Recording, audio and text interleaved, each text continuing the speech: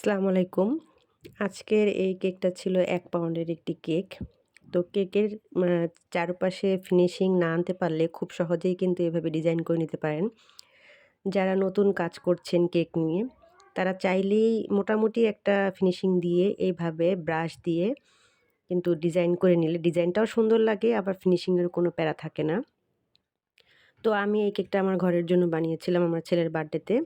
আমি একটা ব্লাক কালারের ক্রিম ব্লাক কালার একটু ব্রাশের সাথে লাগিয়ে নিয়েছি। নিয়ে আমি এটাকে চারপাশ দিয়ে এভাবে দাগ কেটে নিলাম। দেখতেই পাচ্ছেন মোটামুটি একটা সুন্দর লুক চলে এসেছে।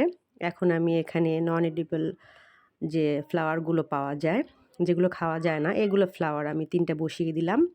তারপরে এই ফ্লাওয়ারের তোড়ার সাথেই এ ধরনের রেণুর মতো ছিল, এগুলোও আমি দিয়ে দিচ্ছি পাশে। তারপরে এখানে আমি বাটারফ্লাই দিয়ে দিব। তারপরে গোল্ডেন লিফগুলো দিয়ে দিব। গোল্ডেন কালারের যে লিফগুলো, পাতাগুলো পাওয়া যায়। এগুলো সব কিন্তু নন এডিবল। এগুলো একটাও খাওয়া যাবে না। আমি শুধুমাত্র ডিজাইনের জন্য দিচ্ছি। আসলে অনেক কাস্টমারই চায় এভাবে ডিজাইন করে নিতে। আসলে এটা সৌন্দর্যর জন্য। সবকিছুই যে খেতে হবে এমন কোনো কথা নেই। কিন্তু অনেকে এটা বোঝে না। অনেকে মনে করে যে যেগুলো খাওয়া যাবে না সেগুলো টাকা দিয়ে কেন কিনবো? এগুলো কিন্তু চড়া প্রাইস দিয়ে আমাদের কিনতে হয়।